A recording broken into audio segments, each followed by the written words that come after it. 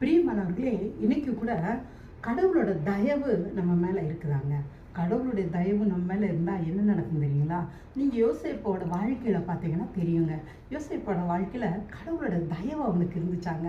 அவனுக்கு கடவுளோட தயவு இருந்ததுனால அவன் அடிமையாக விற்கப்பட்ட போத்திபாரோட கண்கள்ல அவனுக்கு தயவு கிடைச்சிச்சாங்க.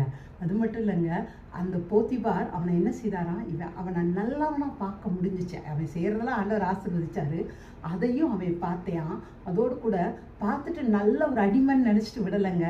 அவனை தன்னோட வீட்டில் இருக்க எல்லா வேலைக்காரர்களுக்கும் அதிகாரியா வச்சானா. அதாவது போத்திபாரோட வீட்டு மேனேஜரா ஒரு அடிமை மாற்றப்பட்டானாங்க. எப்படி இது ஆகுச்சு? கடவுளோட அனுகிரகம், கடவுளோட தயவு.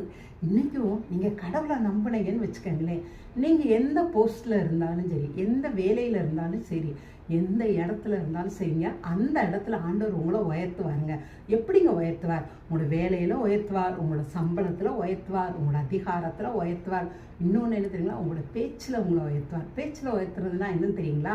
நீங்கள் பேசுவீங்க பார்த்தீங்களா, உங்கள் பேச்சுக்கு அதிக மதிப்பு கிடைக்குங்க. இல்லைன்னா சில வீடுகளில் பாருங்களேன், நீங்கள் மூத்தவளாக இருந்தால் கூட உங்களோட பேச்சுக்கு மரியாதை இருக்காது. ஆனால் இந்த மரியாதை, இந்த கணம், இதெல்லாம் எப்படி வருது? கடவுளோட தயவு நம்ம மேலே இருக்கும்போது தாங்க. இந்த தயவு யோசேப்புக்கு கிடைச்சதுனாலதே அதாவது போத்திபார் வீட்டில் ஒரு பெரிய ஒரு மேனேஜராக மாற்ற முடிச்சு. அவன் சொன்னால் எல்லாம் அப்படியே நடக்கும். அப்படி ஒரு அதிகாரம் அவனுக்கு இருந்துச்சு.